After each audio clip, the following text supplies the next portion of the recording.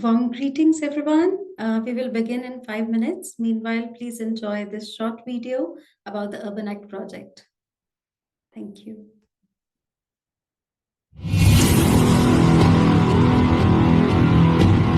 Gazing upon our world from a distance, it appears peaceful and calm. But the reality is far different. The repercussions of climate change are approaching us all, and we all contribute to this impact.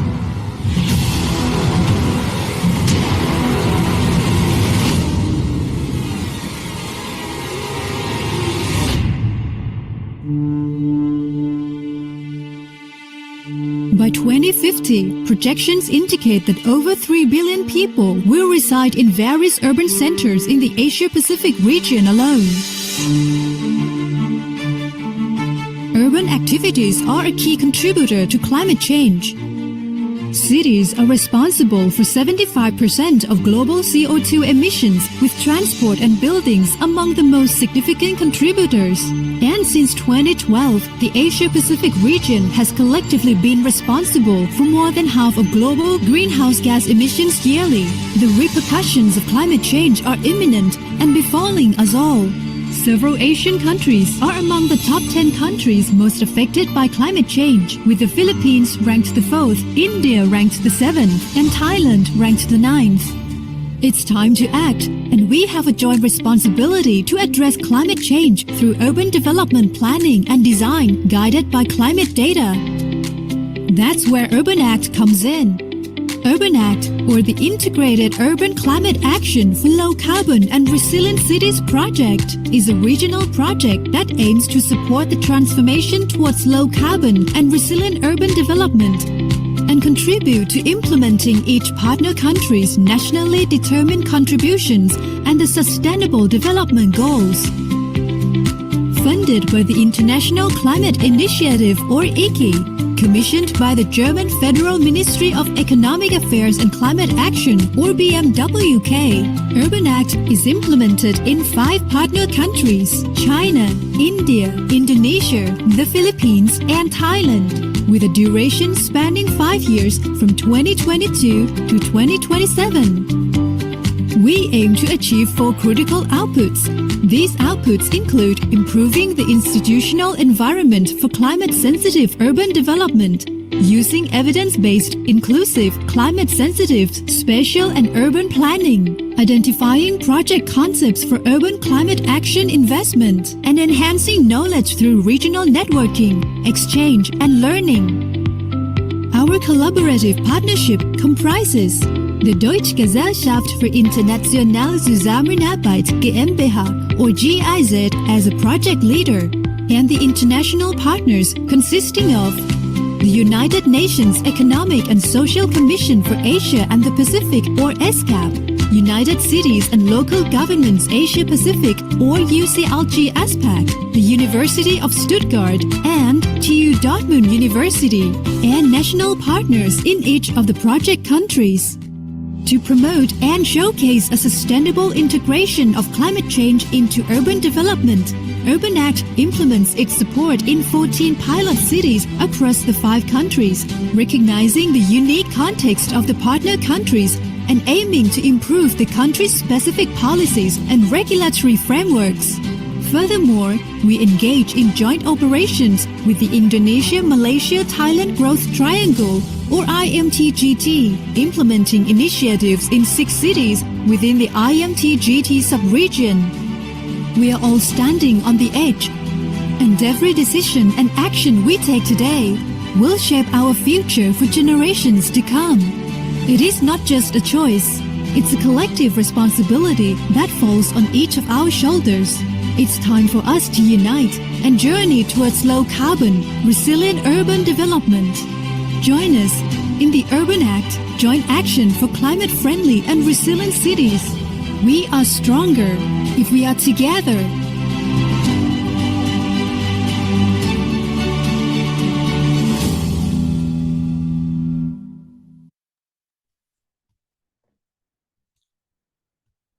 Good morning, good afternoon, and good evening to all joining us across Asia Pacific and beyond. It is a pleasure to welcome you to today's webinar titled Rethinking Urban Waste, Circular Approaches to Minimize Methane Emissions, which is a part of Climate Conscious Cities Urban Act webinar series.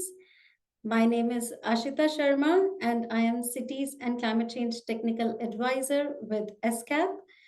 The topic of today's webinar lies at the heart of climate resilient urban development, and the interest of the topic is reflected very well in the number of registrations we have for this one. We are pleased to share that we have received over 700 registrations for this session, a clear reflection of widespread and urgent interest in the urban waste challenges and managing them through circular and climate smart solutions. So this webinar is a part of broader Urban Act project, which is dedicated to fostering integrated climate action for low carbon and resilient cities across Asia and the Pacific. The main objectives of this webinar is to increase knowledge and understanding of integrated climate solutions for urban areas, to raise awareness of innovations and emerging trends in urban climate action, to build and strengthen partnerships between Urban Act and other organizations, experts, and institutions, and also to showcase the best practices and learning from Urban Act project to wider audience. So as many of you have noted that during the registration, we have asked that what you were most interested in learning in today's session. A warm thank you to everyone who have responded, and your input has helped us to shape the agenda and focus on today's webinar, ensuring that the discussion remains practical, relevant, and aligned with your needs. So before we begin the webinar, some housekeeping remarks. Please note that the webinar would be recorded and will be available with slides for viewing following each webinar. Please feel free to use the chat box during the webinar to interact with the participants, but please use Q&A function to write your questions to panelists, and certificates would be provided after you complete the survey feedback form, which would be available at the end of the webinar. So starting with today's topic, urban waste is one of the fastest growing challenges in cities today, with significant implications for climate change, particularly through methane emissions from organic waste. So today's webinar will focus on how circular approaches can help us rethink waste management to significantly reduce methane emissions in urban areas. Without taking much time and in the interest of the topic, it is my pleasure to welcome Mr. Iftikhar Inayatullah, Director of Waste Concern Bangladesh, who will now deliver his expert presentation on the broader overview of waste management in the region and the challenges that we face in the region. Over to you, Mr. Iftikhar. Thank you, Ashita, and good morning to everyone in Europe, and also good afternoon in Asia Pacific region. So my presentation is on strategies for improving solid waste management and reducing methane emissions in the Asia Pacific region. So since the time is short, I would be focusing on three aspects of the waste management. Next slide. So I would be focusing mainly on overview of solid waste management in the Asia Pacific region. Then I will talk about the methane emissions from MSW. And then lastly, I would like to highlight the interventions required to improve solid waste management and reduce emissions. So last section is based on our experience in the region over the last 30 years. Next slide, please. So we all know that Asia Pacific region is experiencing a rapid urbanization. We all know that by in 2021, around 51% of the population in the Asia Pacific region was living in the urban areas, and by 2030, it is expected to reach 57%. So Asia Pacific is already urbanized. It is basically people are living in the cities, bulk part. Now, one of the major impact of the rapid urbanization is the increased volume of solid waste. Now, if you look into the graph, you can see that in 2016, 1.2 billion tons of solid waste was generated in the urban areas in the Asia Pacific region, and by 2050, it is expected to reach 1.9 billion tons per year. So within a span of 34 years, it is expected to increase by 56%. Next slide. So what I would like to show here in this slide is that, so we have a huge volume of waste generated in the region. And if you look into the composition of the waste, which is the graph pie chart on the right-hand side of the screen, you can see that in the developing part of the world, that is low-income and middle-income countries, 50 to 60% of the waste is organic in nature, followed by 7 to 11% is plastic waste. Now, if you compare the composition of the waste with the high-income countries, it is a little bit different. In the high-income countries, 30 to 32% of the waste is organic, whereas in the developing part of the world, it is up to 60%. In many countries, it is more than 60%. Now, if you look at the slide on the left-hand side, the bar chart, you can see that in South Asia, waste collection efficiency is low. It is only 44%. But if you look into the East Asia region, it is 70%. But when you go to the high-income countries in the Asia-Pacific region, it's above 90. So when we are driving any solution or planning any intervention, we have to look into the composition of the waste and also the current collection efficiency. Okay, next slide, please. Now, if we also look into the waste disposal and treatment practice in the Asia-Pacific region, you can see that in South Asia, 75% of the waste is openly dumped. 4% is in a landfill. And if you look recycling, it's only 5%. But within Asia-Pacific region, it is around 52 to 79% of the waste is landfill. So this is the important thing we have to take into account, that we are still following end of the pipe solution in the region. Next slide, please. Now, when we look into the greenhouse gas emissions from the waste sector, we have to look into the entire value chain, not just the landfill. So when we look into the collection part of the waste, we can see that there is an emission from the trucks or the vehicle we are using, fossil fuel-based vehicles and equipment. There is an emission. There is also an emission from carbon dioxide emission is also from anaerobic decomposition and also waste burning. But if you look into the methane emission, methane is mainly emitted from anaerobic decomposition of the waste in the landfills. And there is also a black carbon emission, which is from the burning of the waste. You can see also from the inefficient burning of fuel in the waste collection vehicles. Now, methane is responsible roughly for 30% of the global warming. So this is an important thing to note. And what we also want to highlight is that methane is 28 times more, it has 28 times more global warming potentials compared to the carbon dioxide. And it is also short-lived. So these are the few things to remember. Next slide, please. Now, in terms of global methane emissions, what we have also found is that globally, 19% of the global anthropogenic methane emission is from waste sector. Waste sector comprises both wastewater and municipal solid waste. In terms of municipal solid waste, 13% of the global methane emission is from the waste sector. So this is an important thing to note. And I also wanted to highlight one important remarks here, that between 2019 January and June 2023, there has been a monitoring of super methane emitting events.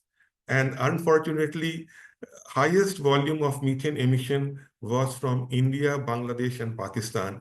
And the reason why the emission from the landfill is that you can see that in the region, 79% of the waste is landfill. Open dumping is 75%, 4% is sanitary landfill or controlled landfill. So this is a reason why there has been a huge emission in the South Asia region, super methane emitting events. And if you look into the graph on the left-hand side, you can see that there has been an increase of methane emission from waste sector. This is only from solid waste, methane emission from solid waste in the Asia Pacific region.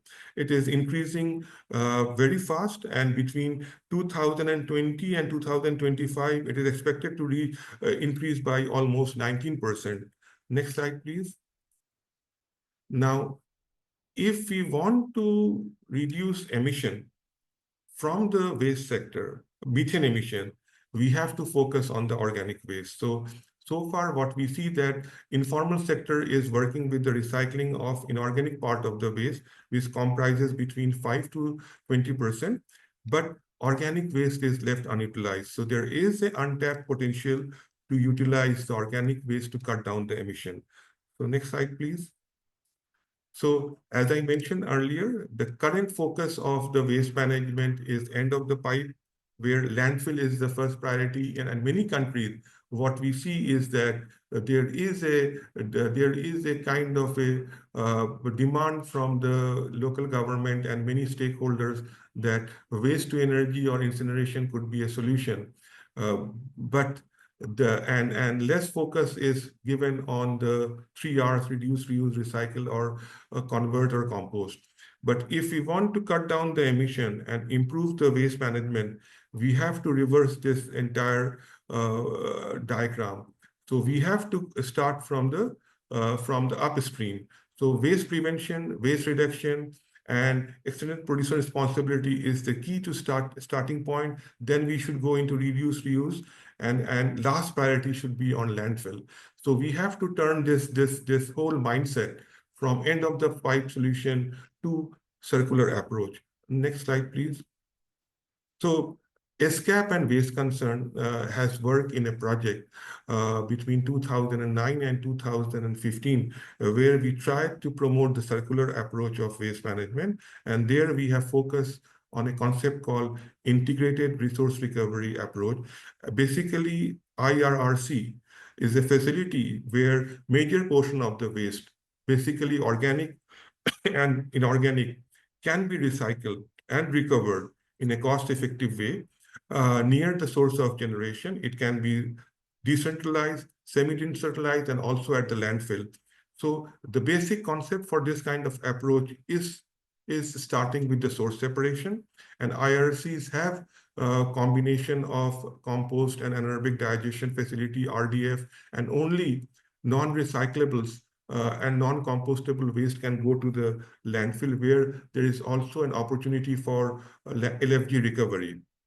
So what we have seen is that using this kind of facility, integrated waste treatment facility, we can not only cut down the emission, but we can also develop products which can take part or which can be a part of a closed loop system. So energy generated from this kind of project can be used in the adjoining areas. We have examples from Indonesia and other countries in Bangladesh and also in India, where energy generated from AD is used not only for power generation, but also used as compressed natural gas to run the waste collection vehicles. Compost has been used in agriculture. Incentives have been provided. So the closed loop system is operational. And there are examples and there are documents available at ESCAP website and also in our website, which you can download on this kind of examples. Next slide, please.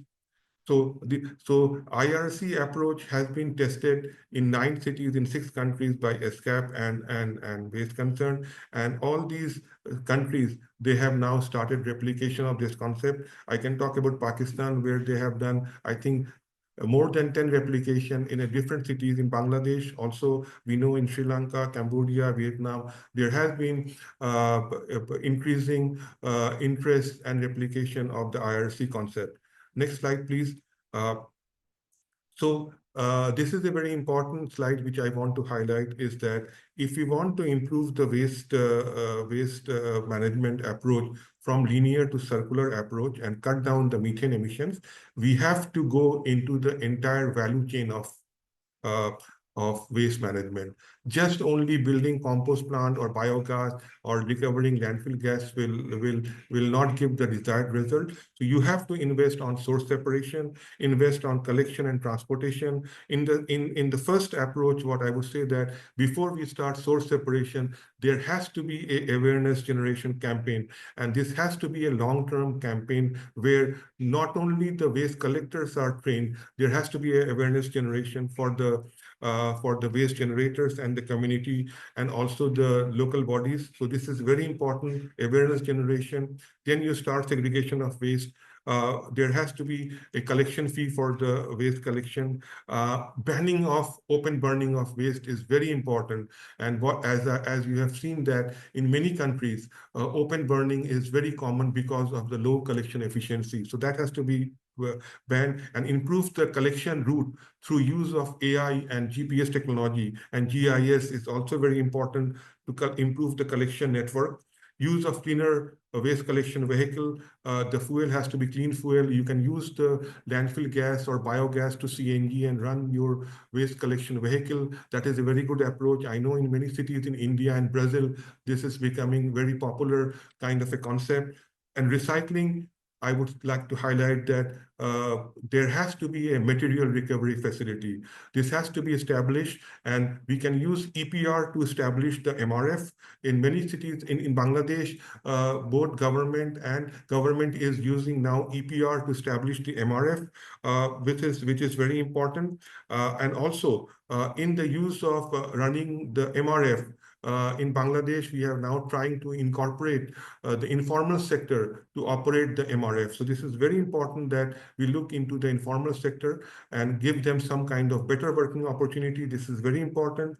And also when we do the treatment plants like the anaerobic digestion, compost, RDF, or so appropriate capacity of the plant is very important. It should not be over-designed or it should not be under-designed. This is very important. Proper emphasis must be given on O&M. So if we don't operate and maintain the facilities for compost plant or biogas plants or landfill or the facilities for RDF, there could be leakage, and that could contribute again to methane emission. So we have to be very cautious on this aspect. And lastly, I would also like to highlight is that legacy waste. So we have to also look into the landfill site, which has opened up, how this legacy waste can be managed. There are example and good practices available, and diverting organic waste from landfill or dump site toward recycling is the key. Imposing landfill fees and bans are important. And from the existing landfill site, we should focus on energy recovery from landfill sites. And if energy recovery is not possible, we can go for flaring. But my suggestion is to go for energy recovery and methane recovery from the existing dump site, if possible.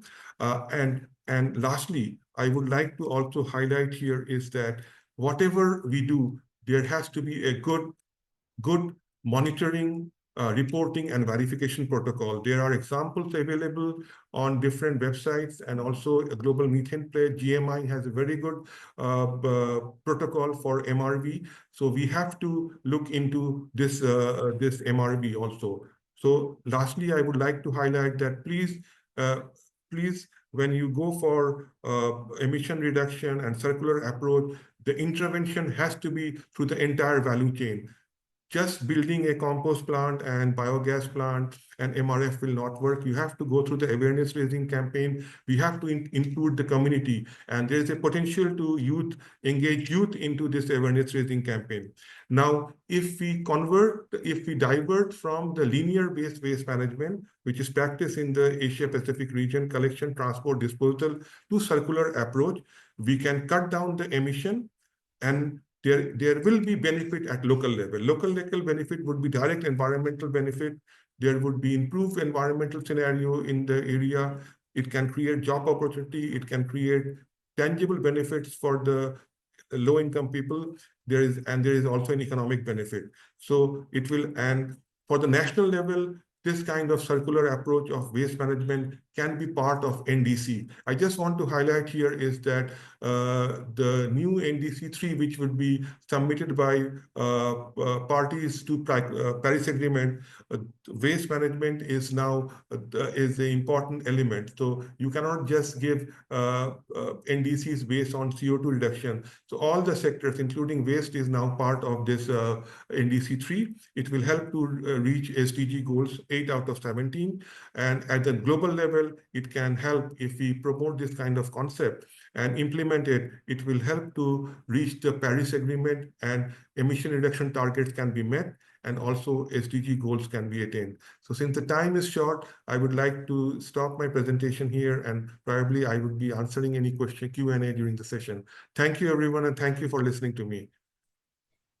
Thank you, Mr. Iftikhar, for that comprehensive and insightful presentation and sharing the strategies to shift from linear to circular approach. And very rightly, you mentioned that there is a need to turn the pyramid upside down for integrated waste management, considering the challenges posed by landfills through the legacy waste and a lot of dump of organic waste.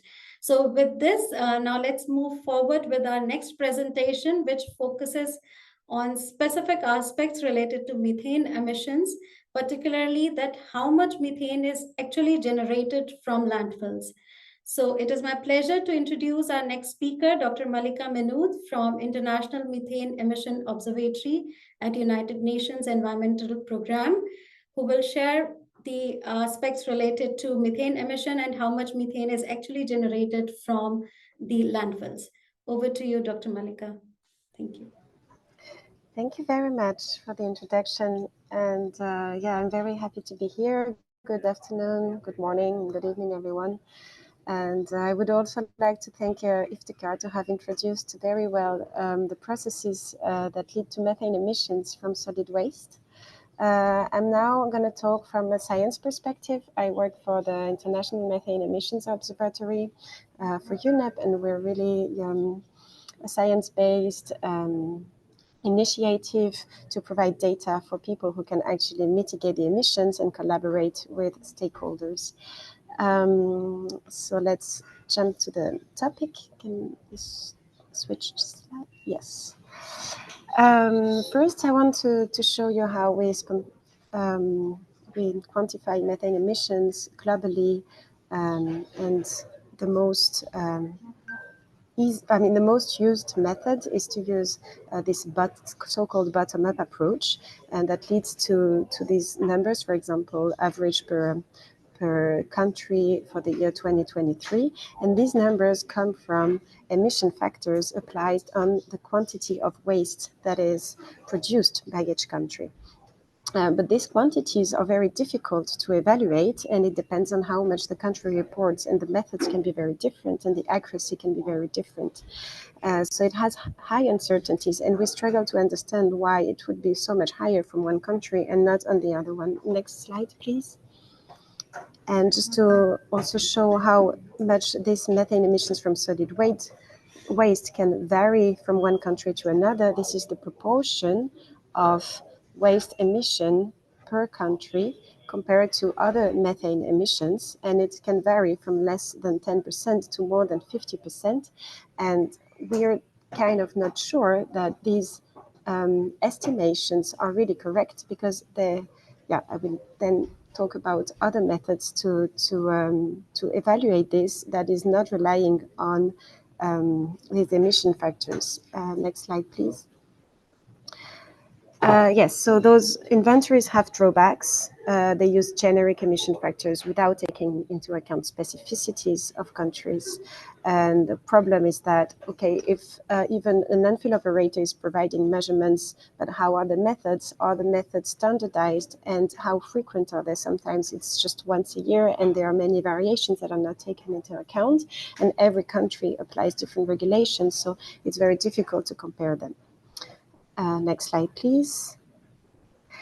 Okay, so from a science perspective, then what we have as other methods is like this independent measurements. And for this, we do atmospheric measurements. The method we use for quantifying emissions from one specific site is to have a laser instrument or just usually laser instrument on board of a vehicle that is driving or flying around a site. And if you see on the picture, you have a landfill slide on the top right that is emitting a methane plume advected by the wind. And if we had, with our vehicle, we cross this plume, you get a data that is looking a bit like on the graph on the right side. So first, there is background concentration that is very low, and then the concentration increases when you cross the plume, and then the concentration decreases when you go out of the plume. And we have this typical shape of measurement data that is concentration. But concentration is not the flux. So we need a model of this plume to back calculate then the emission flux that led to this concentration. And the fact that we use a model leads to quite high uncertainty. Next slide, please. A way to reduce this uncertainty is to release another gas on the site. In this case, it's acetylene, it's C2H2. It's a harmless gas, and it is very easy to detect, as well as methane, with the same instrument. So when we drive our transect outside of the site and the downwind, we will not only measure a plume of methane, but we will also measure the plume of this tracer gas. But we know the flux of this tracer gas because we release it ourselves, and then it's easier to back calculate the methane flux from this proportional ratio in a way. And then this method is really the best we can have in terms of quantifying emissions. It provides the most precise results. The only drawbacks, of course, is that we need some expertise, and we need to deploy measurement devices, and it requires manpower, etc. But it's a well-known and used method. Next slide, please. Now jumping into other kind of measurements we can do, and that actually provides a very new and substantial advantage of reaching places that are very difficult to access compared to the previous method, is using satellite measurements. So with satellites, so there are actually a bunch of satellites with open access data that are measuring trace gases such as methane from space. And they measure also a concentration, but it's a total concentration from the surface to the satellite. And on the picture, you see an example of a plume from a landfill in India that was affected by the wind. As you can see the wind direction. And the concentration is, so the plume was defined depending on the concentration. And we still need a model, of course, because this is concentration, not flux rate. So we need still a plume model to back calculate the emission flux. And in the emission flux that we will derive from an image like this, we'll also have quite some uncertainty, but it's data that has, it is very, very, there's a lot of advantages because we don't need to go on site and the data is publicly available. Next slide, please. So as you can see on this picture, I just took this data from an open source initiative where they've identified a lot of plumes worldwide. It's just to show that the spatial coverage can be very high and it can go very fast to actually get some data, which is the main advantage of this method. The only thing is also that the threshold can be quite high. So it's only very high emitters that we will see with this method. Next slide, please. What I want to show here is another global map, but this time that is provided by us at IMEO. So we really gather the best data we can find and open source from satellite. And we are in the process of making a data set of these large emitting landfills and dump sites, but it's still work ongoing because so far our project was really focusing on oil and gas, and we've deployed this alert and monitoring system with satellite for oil and gas facilities, and we are slowly moving to landfills, and we're actually now gathering more and more data. So this is just preliminary, and it's in construction, but we already see that there are emissions that have been detected that are very high, and there are already quite some sites in the world that are monitored. Next slide, please. So to wrap up a bit on satellites, so we still have technical limitations, and there's always, of course, advantages and disadvantages. When there's a high cloud cover, we cannot measure. When sometimes the facilities are close to water, or there's a high humidity in the air, the signal is not so good. And as I said, the emissions need to be very high. We need also precise wind data in order to have reliable flux estimation. And so far also our plume quantification is mostly for oil and gas, very specific plume shape that is from a point source, whereas landfill are quite sources are quite over a surface, so the plume shape is slightly different, and we are working on also improving our calculation for this type of plumes. Next slide, please. Jumping into some data we have for Asia Pacific, so I extracted what we had for these countries in the Asia Pacific region. We already have quite some landfills that we monitor, and we've already detected quite some plumes. That's the second column. And then I've calculated the total amount of methane we estimate from these plumes, and just quickly compared with the modeled numbers we have, so from waste quantities that are reported for these facilities. And if I just make a quick average of all these numbers, generally what we measure with satellites is at least 2 times higher than what was reported. And this is where we start to wonder, but how much is really coming from the landfills? Next slide, please.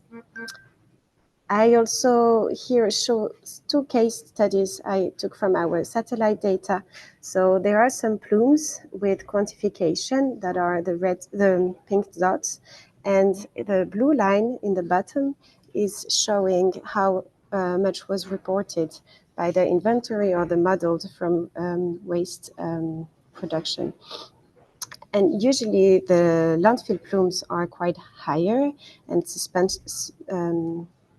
substantially higher.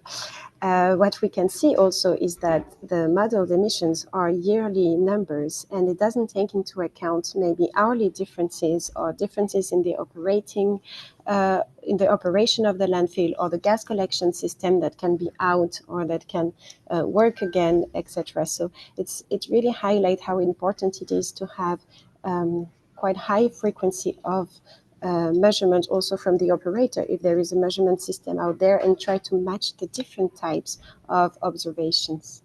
Next slide, please.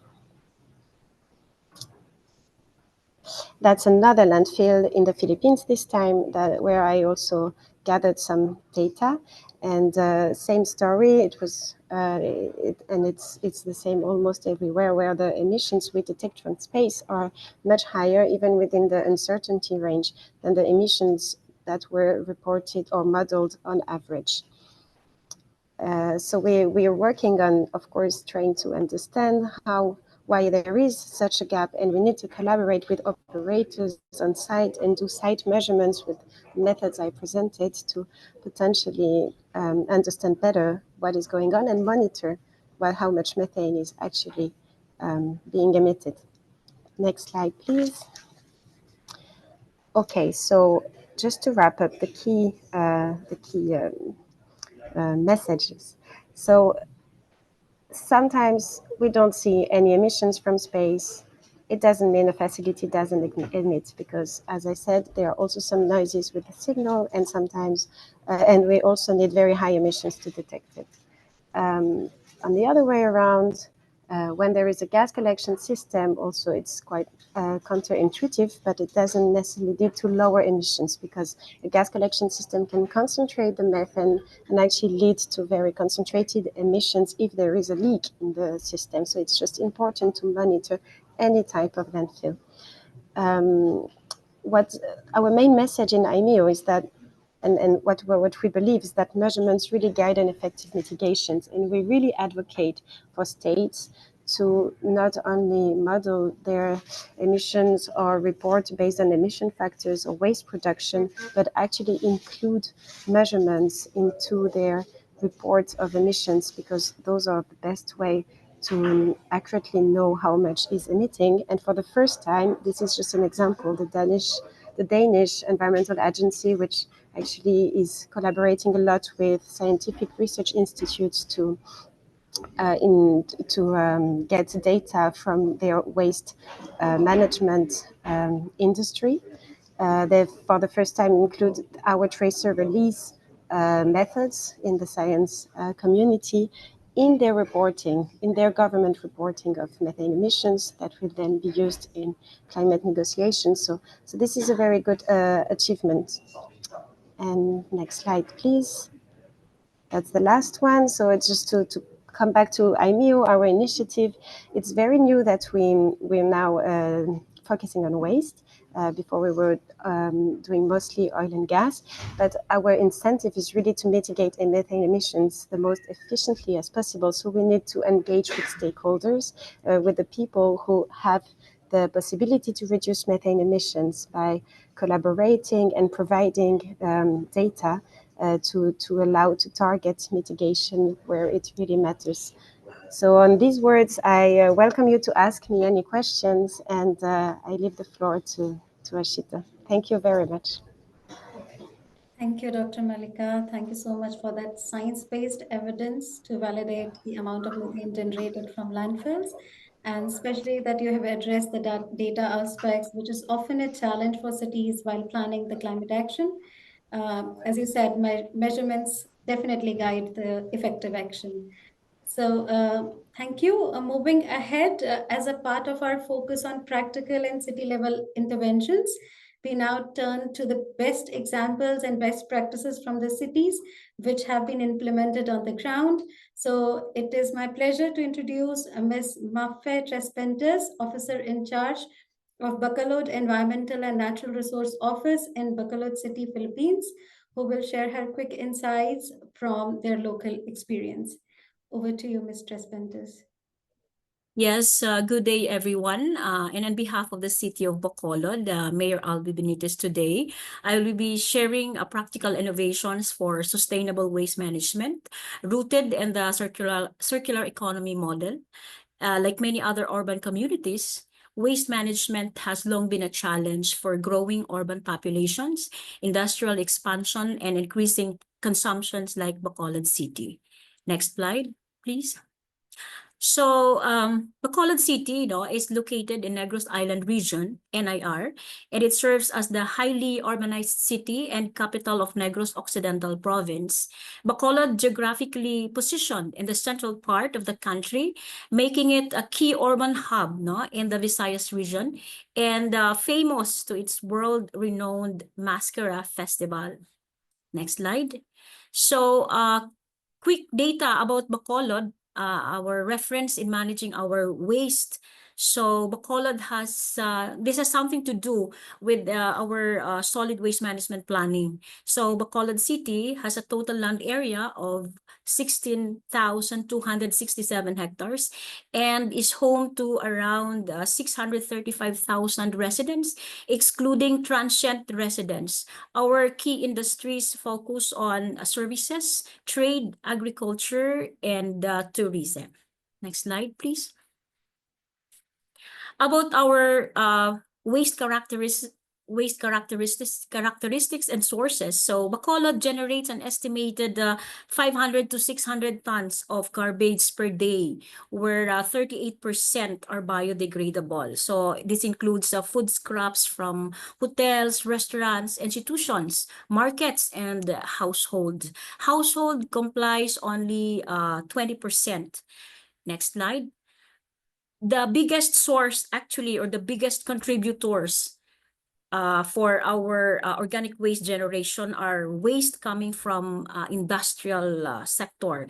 These are waste resulting from production or manufacturing, transportation, and food handling, and sometimes bad order or spoiled goods. And the sources are usually multi-billion companies or local manufacturers. Next slide. So, having this identified this basic information, we identified three actually circular solutions or circular approaches in managing our organic waste in Bacolod City. First, the black soldier fly, which offers innovative nature-based solution for managing organic waste and a circular economy framework.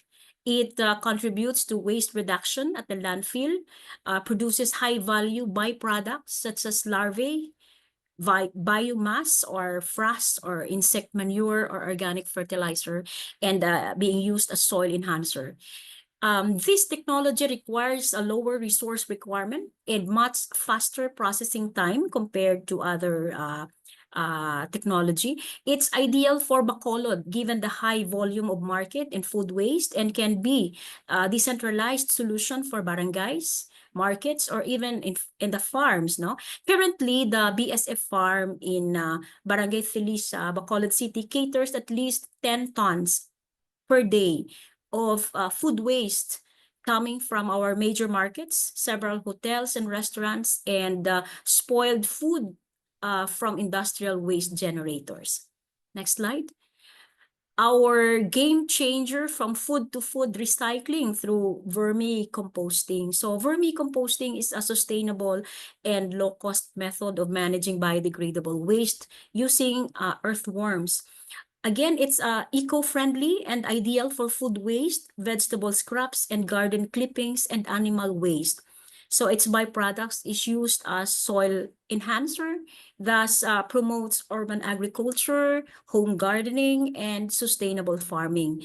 It benefits usually individuals at the barangay and promote community participation and green livelihood. Currently, in partnership with the Academy, University of St. LaSalle School of Agribusiness, we deliver at least 3 tons per week of market organic waste for their bio or vermicomposting activity. Next slide.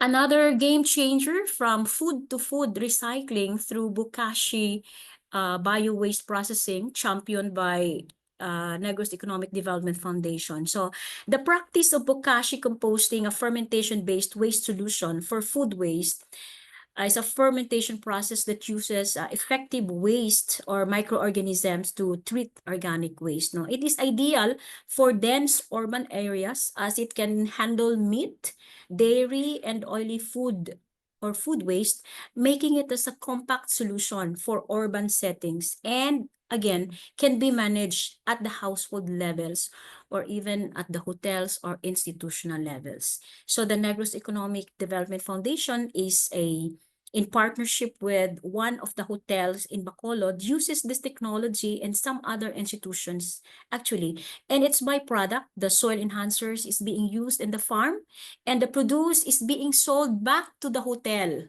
their partner hotel, closing the loop in managing the organic waste of the said hotel. Next slide. And so the game changer from food to food recycling in Bacolod City, we diverted almost 1,332 tons of organic waste. And our assumption that it reduces around 3,332,175 kilograms of greenhouse gas reduction. So next slide. The support facilities for segregated collection, because waste diversion and recycling can only be successful through intentional segregation at source with dedicated segregated collection equipment. So that's our strategy. Next slide. And then moving forward, as mentioned, circular solutions mentioned above promotes localized, low-tech, and decentralized solution. However, the treatment and processing of waste generated in urban communities can be maximized in a centralized processing facility if our objective is scaling up to industrial level that will accommodate the organic waste coming from big industries, no? Manufacturers and distributors. So our Bacolod Integrated Recycling Recovery Complex plays a vital role in achieving this plan. Next. So given this startup circular solutions at the community level, we identified some of the project impacts that contributes to, number one, transforming waste into valuable resource, such as feed. This is a new product out of the garbage, fertilizers, and soil enhancers. It really helps the community since it's created green jobs, no? And it promotes community resilience and food security at the barangay level. Also, of course, we found out that it plays a vital role in greenhouse gas reduction. Next, please. So moving forward and scaling up plans to support sustainable development goals, we plan to scale up this project to community level at the barangays and even at the homeowners, associations, subdivisions. And we plan to access more technical assistance and funding support for project replication and probably more project demonstrations at the barangay level.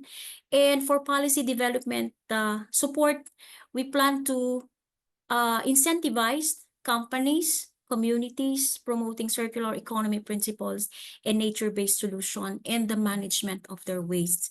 So moving forward, we realize that achieving these goals and in contribution to the achievement of sustainable development goals, circular economy is the way forward.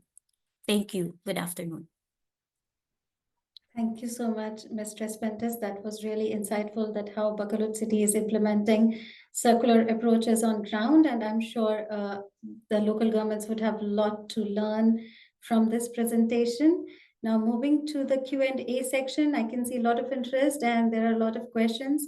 Some of them have been answered in the section, Q&A section, but few questions I would pose online here. So the very first one is probably to Dr. Malika, or maybe Iftikhar can also jump in. So there is an interconnected aspect between urban planning and waste. So what specific science-based metrics for greenhouse emission reduction should policymakers prioritize when evaluating and implementing circular economy principles in urban areas? Maybe open to Mr. Iftikhar or Dr. Malika, if you could answer this question. So so the question is really related to which type of data or which measurements they should first implement? What is it? Or like that, how they could measure the greenhouse emission reduction so that policymakers can plan the urban action around it, and which metrics they should prioritize for this one. I think when there was not data already available for measurements, then it's difficult to also know how much you reduce. And then what is very important to focus on is a proper monitoring of the emissions starting from now. So at least having one estimate, but something pretty consistent to be able to reproduce those emissions and then evaluate how much it was, to reproduce, those measurements and how much it was reduced. So potentially with having small atmospheric stations at fixed location within a city is useful. And then trying to back calculate the fluxes based on weather data. So always measuring also the wind data is very important. So that is pretty much low. I mean, that has a low cost. And maybe with this constant monitoring and continuous measurements at fixed location, from time to time, trying to maybe bring an instrument for mobile measurements to have also snapshot estimates with more precise data and see if it matches this continuous monitoring. It's a first step. Thank you, Dr. Malika. I think that answers the question. And as mentioned, there are numerous types of repositories also available, which can be leveraged for that science-based evidence while planning urban climate action with reference to waste. Uh, Thank you. Moving to the next question, which is more on how to design a waste management, that what could be the adequate size based on the population, and how the cost of the plant can be estimated. So I think Mr. Iftikhar or the city representative would be best to answer this question. I can answer this question, and also probably Bacolod City can also supplement me. So the size of the facility will depend upon basically two things. One is the population and the waste generation rate. We have to have this data available. If it is not available, it's always better to have a sample survey to get the waste generation rate actually sorted out, and then you multiply with the population. But when you also do this kind of project, design a project, we have to also look into the population growth rate, that what might happen in next few years. So there has to be a space available for any future expansion on any kind of abnormal increase in the waste generation. So there are two things. So population, waste generation rate is important, but I would like to make one thing here is that there is also a seasonal variation in waste generation. In the Asia Pacific region, during the monsoon and summer season, there is an increase in the waste generation. So we have to take that into also account. In terms of waste, in terms of the costing, we have a costing available for different technologies. Like if you are doing a composting, like a semi-aero, using a small scale manual method, to forced aeration, to vessel composting, there are different prices. Costing are available. If you are doing an AD project, also available for MRF. So I would not, if anyone is interested, they can reach out to us or through ESCAP, and I can definitely share the entire spreadsheet with costing for different options, including BSF. So I would request my colleague from Bacolod City to add, because they have also done some ground implementation. Thank you. Thank you, Iftikhar. Mr. Espentis, if you want to add Yes, to hello. this. Yes, the size of a solid waste management facility, I agree with Sir when he mentioned that it depends on the waste generation generated by a community, or in our case, our LGU. And at the same time, the types of waste that are generated. So very vital in planning, in establishing an MRF or any waste management facility is the identification of the waste characters. How much our biodegradable, how much our recyclable, and our residuals. By having that data in doing so, then you can establish an appropriate facility. Yes. Thank you. I think that was very helpful. Moving to next question, which is more related to the disaster, which is sometimes due to the debris and the legacy waste. We have seen a lot of fire incidents also because of legacy waste. So what are your thoughts on that, and how cities are managing that? Ashita, I can answer for the legacy waste part, and then my colleagues can also supplement. What the experience, what we have seen is that there have been a new tendency that uncollected waste are put on fire. They deliberately burn it, and this is a issue that is contributing to the air pollution, especially the PM 2.5 and PM 10. And this incident has been frequently becoming a serious issue. So like in many countries, I have seen they are now putting a ban on the open burning, and in many cities and many countries, they have now a new air pollution control rules, which has clearly banned this kind of burning. And also what they have also done is that they are imposing fines, penalizing the LGUs or ULBs who are deliberately doing it.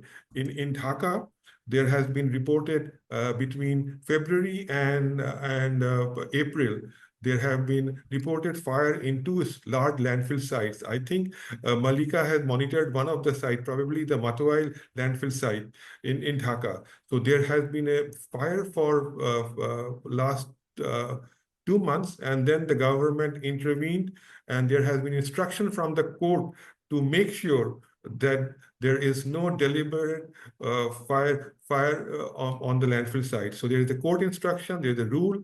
So there are two things which has to be enforced. Not only the awareness, but there has to be some sort of enforcement by the regulatory ministry. This is what I can add here. Okay. Thank you, Mr. Iftikhar. That was very helpful.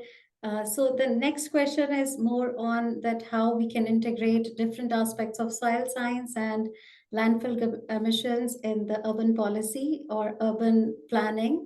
So what specific measurable and verifiable indicators derived from soil science and landfill gas emission studies should urban policy makers incorporate into regulations and monitoring frameworks for effectively mitigating methane emissions?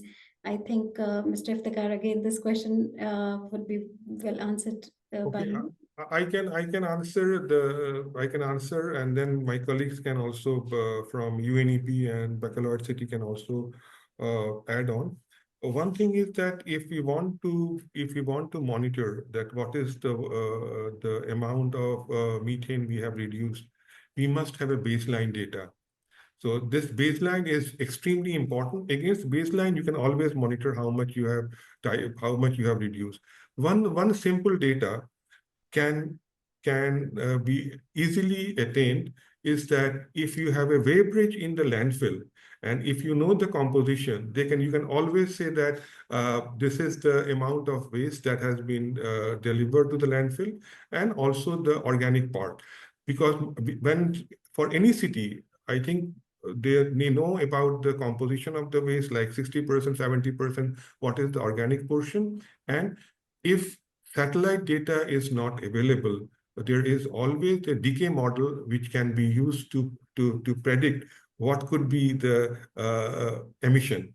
So this is one way of dealing with it, because we have when there was reported by the GHG said that there has been two super emitter landfill sites in Dhaka, Amin Bazar and Matwail. We have been asked by the government to check that what is the emission per hour. So the satellite data was showing around 4 tons per hour. Malika can correct me if I am wrong for Dhaka. In one of the largest landfill site in Dhaka, it was 4 tons per hour. And when we run the model, we check the composition of the waste, we check the weighbridge data, what is coming around per day, and using that and moisture content, our model was showing around between 3.6, that was the upper case, and the lower was 2.7. So probably the satellite, and there is a little bit difference between if you run a decay model and compare it with satellite data. So there is a kind of a 20-30% gap, but it is a very good agreement between the two. It's rare that it happens like this. Yeah, I can share the report with you all. This is a that's very interesting. So we tried to have this waste composition, weighbridge data, and the moisture content. Yeah. I mean, it's nice to use this decay model, but you really need to implement also the local parameters or environmental parameters such as temperature, and to really have it as precise as possible, because usually if they are like just generic models, it's very difficult to have a good estimation. So I would add that maybe another way could also be to double check with maybe chamber measurements on top of the soil, or direct flux measurements. Yeah. So there are ways. So I would suggest that we must have a baseline data for cities, and then the volume of organic waste you divert, you can immediately cut down the emissions. Suppose if you are bringing 1,000 tons, 600 tons is organic in the baseline situation. If you can divert 100 tons, you are definitely contributing to the emission reduction, and that could be the easy tool to monitor. Baseline and then divert it. Thank you. Yeah, thank you so much, both of you. And this answers many of the questions which are asked beyond this, which are related to data and how to source this information for the planning.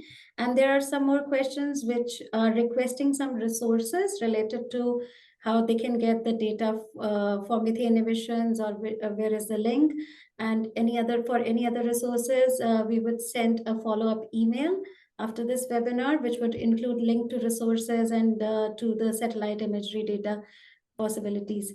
One last question that we would take up for today is that how can policies incentivizing the development and adoption of centralized organic waste processing technologies within urban areas contribute to green economy by creating local jobs, reducing landfill burden, and generating valuable byproducts like compost and biogas, while addressing the potential challenges like land availability, odor control, and public acceptance.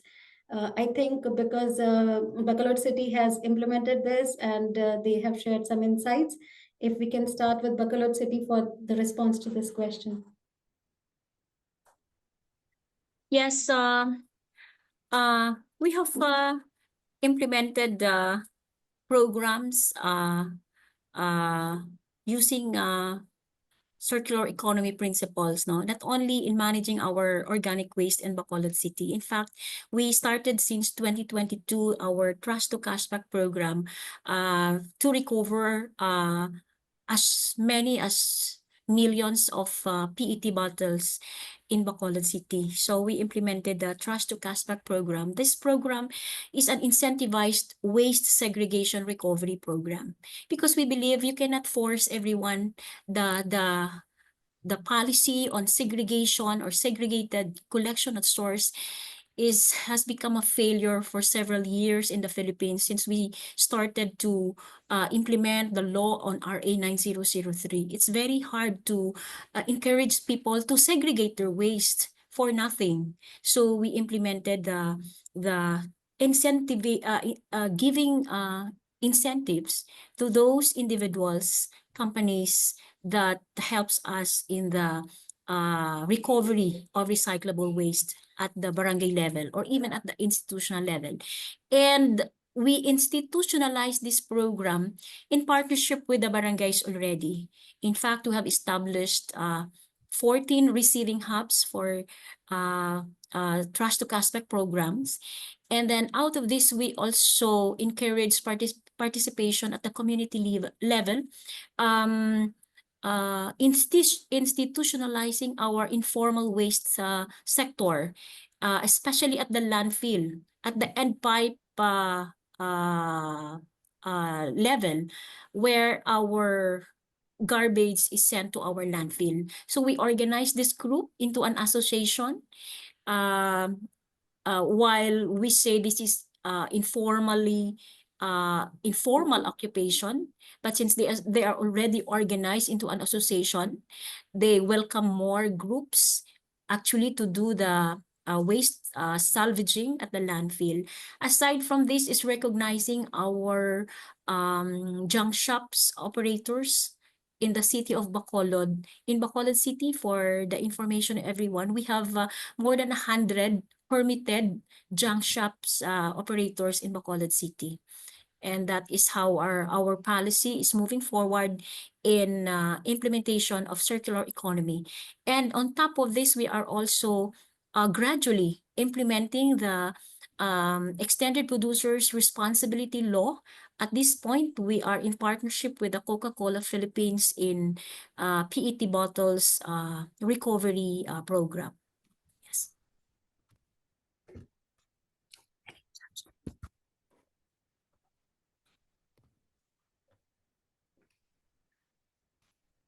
Thank you so much. And that answers most of our questions.